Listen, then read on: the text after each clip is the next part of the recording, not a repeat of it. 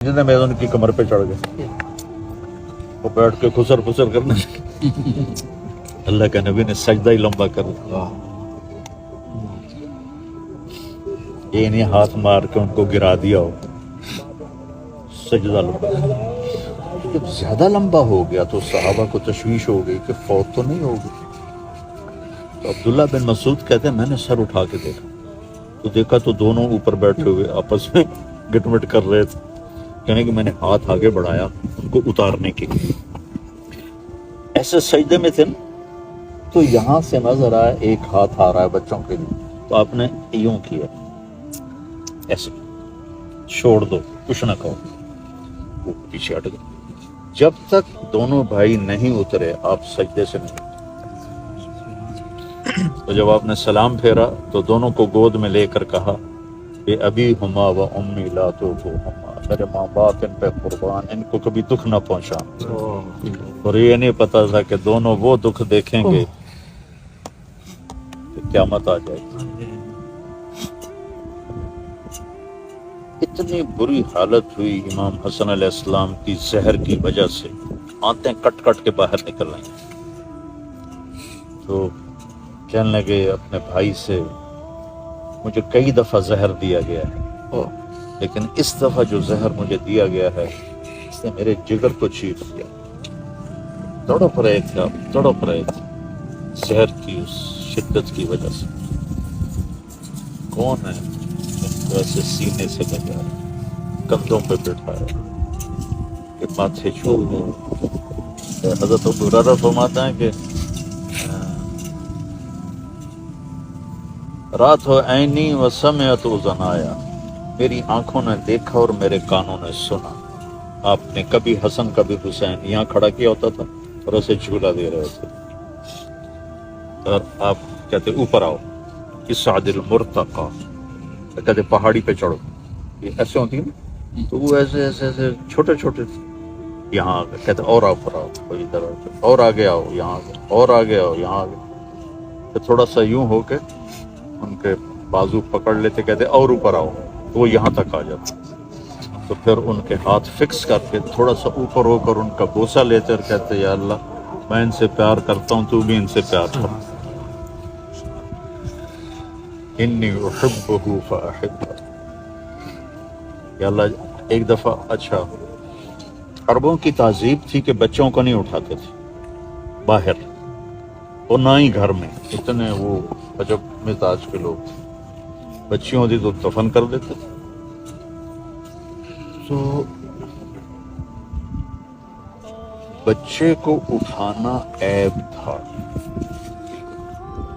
یہ ماحول ہے، پہلے اس کو سمجھو، بچے کو اٹھانا کسی بڑے سردار کے لیے عیب تھا، اور آپ سے بڑا سردار کون تھا؟ تو یہاں اٹھانے کے تو ایک معقول نظر آتا ہے نا، یہاں اب آپ ہم یہ یوسف کو اٹھاتا ہے، ابو ذر کو یہاں بٹھاتا ہے، لیکن آپ نے دونوں کو یہاں بٹھایا ہوا تھا، ایک یہاں اور باہر آ گئے، ان کو ساروں کی کھوپڑیاں گھوم گئی، یہ کیا، ایک ادھر بیٹھا ہوا، ایک ادھر بیٹھا ہوا۔ تو آخر ایک صحابی نہ رہ سکتے ہیں کہ یا رسول اللہ اتنا پیار، اتنا پیار؟ آپ نے فرمایا ہاں میں بھی ان سے پیار کرتا ہوں، میرا اللہ بھی ان سے پیار کرتا ہے، اور جو ان سے پیار کریں گے اللہ ان سے بھی پیار کرے گا۔ اور آپ نے کہا یا اللہ میں ان سے محبت کرتا ہوں تو ان سے محبت فرما، جو ان سے بغض رکھیں تو بھی ان سے بغض رکھیں۔ واہ ماشاءاللہ۔ اور دونوں بچوں کو کے ساتھ کھیلتے تھے۔ آج کل کے والدین تو بچوں کو ٹائم نہیں دیتے، کاروباری اپنے کاروبار میں پھنسے ہوتے ہیں، شام کو تھکے آ رہے آتے ہیں، اور کاروبار سارے ادھار پر ہیں، ادھار پر لیتے ہیں، ادھار پر دیتے ہیں، تو جس نے لینا بھی ادھار ہو دینا بھی ادھار ہو اس کو تو نیند آ ہی نہیں سکتی، تو سکھ کا سانس لے ہی نہیں سکتے۔ تو گھر آتے ہیں تو وہ اپنے فرسٹریشن میں ہوتے ہیں، اور ماؤں کو اپنی فضولیات ہیں، کبھی ڈرامے دیکھ رہی ہیں، کبھی میک اپ کر رہی ہیں، تو بچوں کو صرف کھانا کھلا دیا، کپڑے پہنا دیا، اسکول بھیج دیا۔ لیکن میرے نبی سے بڑھ کر دنیا میں کوئی ذمہ دار نہیں ہے، ان سے بڑھ کر کسی کے کندھوں پہ بوجھ نہیں تھا، ٹھیک ہے؟ اور آپ بچوں کے لیے وقت نکالتے تھے اور ان کے ساتھ کھیلتے تھے. ایک دفعہ دونوں کی کشتی کرا رہے تھے. حسن بڑے تھے، حسین چھوٹے تھے، وہ دب رہے تھے. تو آپ کہتے حسین شاباش، حسین شاباش، زور لگاؤ. تو یہ گھر میں ہو رہا ہے، حضرت فاطمہ کے گھر. تو وہ تو ماں تھی نا، وہ بولی یا رسول اللہ آپ ساری شاباش حسین کو ہی دیتے جا رہے ہیں، حسن کو نہیں دے رہے. تو آپ نے فرمایا میرے پاس جبریل کھڑا ہے، وہ بھی حسین کو شاباش دے رہا ہے، میں بھی اسے شاباش دے رہا ہوں. تو کتنے عظیم لوگ، ہستیاں تھیں یہ. ایک زہر میں مار دیا، ایک کا گلا کاٹنا. ایک دفعہ آپ نے حضرت ام سلمہ سے فرمایا کہ آج ایک فرشتہ آ رہا ہے آسمان سے جو آج تک کبھی نہیں آیا. اس نے اللہ سے درخواست کی ہے کہ میں نبی سے ملنا چاہتا ہوں. تو وہ اللہ نے اجازت دی، تو آج مجھے ملنے آ رہا ہے. دروازے پہ کھڑی ہو جاؤ، کوئی اندر نہ آئے. تو وہ کھڑی ہو گئی. تھوڑی دیر گزری تو حضرت حسین آ گئے کھیلتے ہوئے.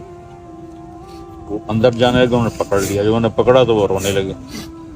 وہ روئے تو انہوں نے چھوڑ دیا، وہ اندر چلے گئے. تھوڑی دیر بعد اندر سے اللہ کے نبی کے زور زور سے رونے کی آواز آئی. تو پھر حضرت ام سلمہ نہ رہ سکیں، آپ کے اندر گئیں. تو آپ نے حضرت حسین کو ایسے سینے سے چپکایا ہوا تھا اور ایسے ایسے ہل ہل کے رو رہے تھے، ایسے آنسو بہ رہے تھے. تو ام سلمہ نے پوچھا یا رسول اللہ آپ کیوں رو رہے ہیں، خیریت؟ کہا یہ جو فرشتہ آیا ہے کہ میرے بچے کو دیکھ کے اس نے کہا ہے کہ آپ کے اس بچے کو آپ کی امت قتل کر دے گی، اور مجھے وہ مٹی دکھائی ہے جس میں اس کا خون گرے گا. تو آپ نے وہ مٹی حضرت ام سلمہ کو دی، یہ وہ مٹی ہے جس کربلا کی مٹی جس میں اس کا خون گرے. تو 10 محرم کو عصر کے وقت شہادت ہوئی. تو حضرت ام سلمہ نے خواب دیکھا کہ آپ تشریف لائے ہیں اور مٹی مٹی، سارا سر گردالو، داڑھی گردالو، کپڑے گردالو. اس کے یا رسول اللہ کیا ہوا، آپ کا یہ حال کیسے ہے؟ کہا حسین کو قتل ہوتے دیکھ کے آ رہا ہوں. کل وہ گھبرا کے اٹھی اور مٹی کو دیکھا تو خون آلود ہو چکا. محرم ہمیں یہ یاد دلاتا ہے کہ ہم دنیا میں آزاد نہیں ہیں. اگر امام حسین چاہتے تو ایک بول پہ سب کچھ مل جاتا، کیا مشکل تھی؟ اگر کسی ظالم کی بیعت کوئی کر لے تو کوئی کافر تو نہیں ہو جاتا. یزید ظالم تھا، اس کی بیعت عام آدمی کے لیے تو ٹھیک تھی.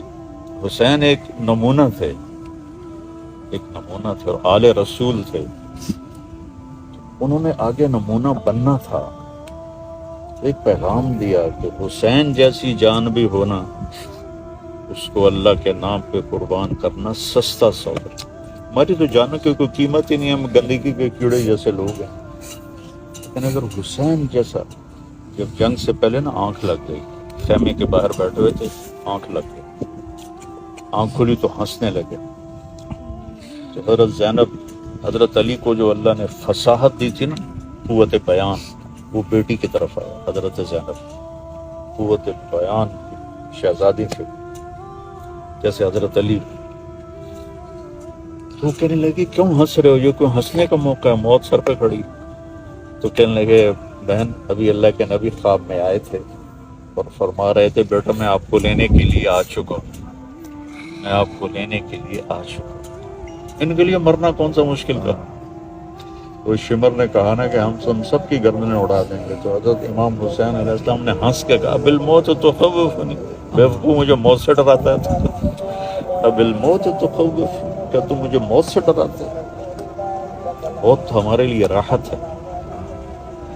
اگر اگر امام حسین چاہتے تو وہ ہاں کر دیتے، تو بچے بھی سلامت، اولاد بھی سلامت، گھر بھی سلامت، جان بھی سلامت اور ان کا دین بھی سلامت. ان کو تو جنت کے سرداروں کی جو بشارت ملی، آپ نے کہا حسن حسین جنت کے نوجوانوں کے سردار. تو یہ بشارت ان پہ شہادت کی وجہ سے نہیں ملی تھی، وہ تو بھی ماں کا دودھ پیتے تھے اور جنت کی سرداری مل گئی تھی. وہ تو یزید کی بیعت بھی کر لیتے تو جنت کی سرداری کوئی مسئلہ نہیں تھا. پہلے ہی طے ہو گیا تھا سارا، لیکن ایک پیغام دیا امت کو۔ مولانا ابوالکلام آزاد نے لکھا ہے کہ یہ دین قربانیوں سے چلتا ہے۔ تو پہلی قربانی اسماعیل نے دی اور چھری کے نیچے آ گیا، لیکن اللہ نے چھری کو چلنے سے روک دیا، نہیں چلی۔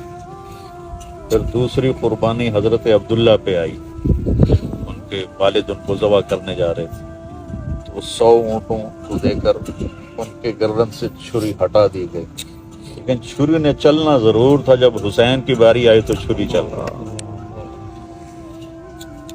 حسین کی باری آئی تو چھری چل رہی۔ تو یہ اصل میں نا اس کو رنگ دے دیا افسانوی۔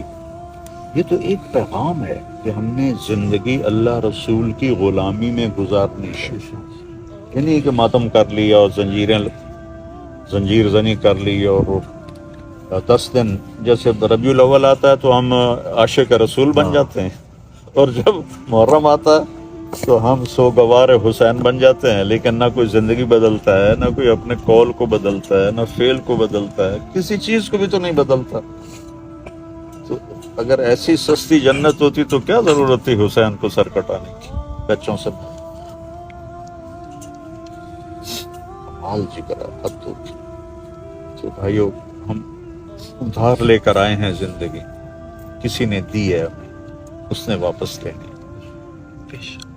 تو امانت اس طرح واپس کریں۔ مجھے وہ ایک حدیث یاد آئی، آپ گزر رہے تھے تو 2 قبروں پر سے گزر رہا تو آپ نے کہا ان کو عذاب ہو رہا ہے، اور کسی بڑی بات کی وجہ سے عذاب نہیں ہو رہا۔ ایک جو ہے وہ چغل خور تھا، چغلی اور غیبت ایک جیسی ہوتی تھی۔ غیبت میں صرف اس کی برائی مقصود ہوتی، اور چغلی میں ان کو آپس میں لڑانا مقصود ہوتا ہے۔ ایک کو 2 آدمیوں کو لڑا دوں، اس کو نمیمہ کہتے ہیں۔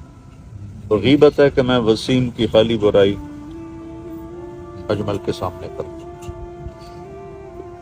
اور نمیمہ یہ ہے کہ ان دونوں کو لڑانا چاہتا ہوں، کیونکہ ایک کو اس کی وجہ سے، اور ایک پیشاب میں احتیاط نہیں کرتا تھا، چھینٹے پڑتے تھے۔ تو اس حدیث سے میں یہ سمجھا کہ یہ جسم میرا نہیں ہے، امانت ہے۔ پیشاب کے چھینٹے پڑ گئے تو نہیں، میری چیز ہے، اس کو ناپاک کیوں کیا؟ میری چیز ہے، اس کو ناپاک کیوں کیا؟ یہ سارا ہر شے امانت۔ یوم تشہد علیہم السنتہم وارجلہم، قیامت کے دن یہ سارا میرا بدن میرے خلاف گواہی دے گا، یہ کیا، یہ کیا، یہ کیا۔ سحقا لکم ان کن کنت اناظر، تو آدمی کہ تمہارا بیڑا غرق ہو، تمہاری خاطر تو میں یہ سب کچھ کرتا رہا، تم ہی میرے دشمن بن گئے۔ کہاں انطقنا اللہ الذی انطق کل شیء، ہمیں وہ بلوا رہا ہے جو ہر چیز کو بلواتا ہے۔ تو 1 سال اور گھٹ گیا ہماری زندگی میں سے، اور ہم قبر کے قریب 1 سال اور قریب چلے گئے۔